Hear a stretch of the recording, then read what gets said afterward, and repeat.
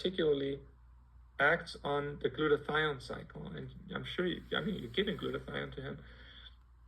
But here's the issue. Glutathione is like, and I don't want to make this political at all, but they're like maybe I shouldn't make this political. Please don't be offended. No, it's okay. It's okay.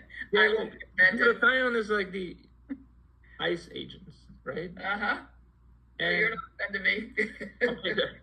So when you don't have a lot of, they're the ICE agents in the liver, right? If you don't have glutathione there, well, then all of the illegal immigrants, criminals, they will make it into the system and cause chaos, right? And so why wouldn't there be glutathione, and why is there an issue even if you give glutathione? And the reason has to do with the way it works is that if there's a toxin coming into the liver, the glutathione binds it, right? And what the glutathione does, it actually gives a sulfur ion to the toxin to make it less negatively charged, so you can actually make it water soluble and push it back into the gut or through the kidneys and out, right? But that leaves the glutathione in what we call an oxidized state. It's missing its sulfur ion. So it needs to be repaired in order to grab another toxin. It's like a car with no more gas, right? And that process of recycling we found 3 years ago is what the defect is in our children.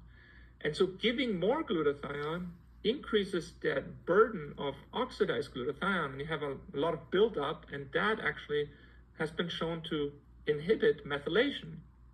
And methylation we need to break down dopamine, which he cannot already genetically. He has the COMT gene. Break down histamine, break down cortisol. And so the more glutathione you give, the more you actually may make the problem worse.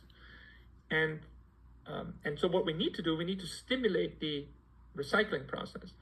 And what we did, we found a molecule 3 years ago.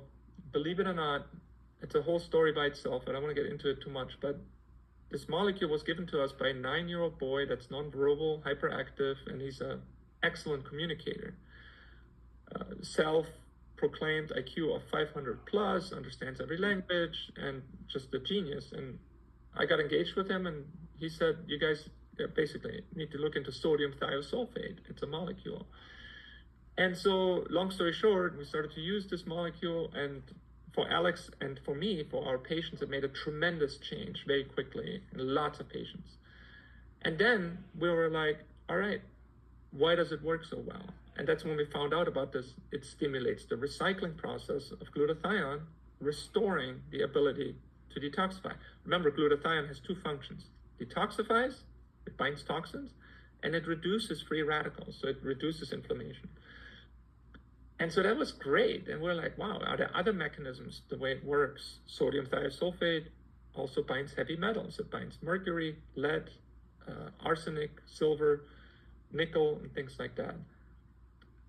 And then we looked deeper, and we found that sodium thiosulfate is actually approved by the FDA since 1939 in the IV form to treat cyanide poisoning. And we're like, what? That's weird, cyanide poisoning. There's no way this could be involved with our children, but we needed to make sure, right? Because we started to use it oral, but then eventually we used the sodium thiosulfate in a lotion. We eventually developed a product. It's called ThioGuard. And we're like, okay, let's see if there's cyanide by any chance, elevations in our children. And unfortunately, there was no good way to measure it, because all literature since the beginning of discovery of cyanide has never looked at chronic cyanide elevations in humans, just, suicide, or the most common reason in this country, which is house fires, burn victims, firefighters, 50,000 a year in the United States, cyanide poisoning. You don't test for cyanide when it comes to the ER, because it's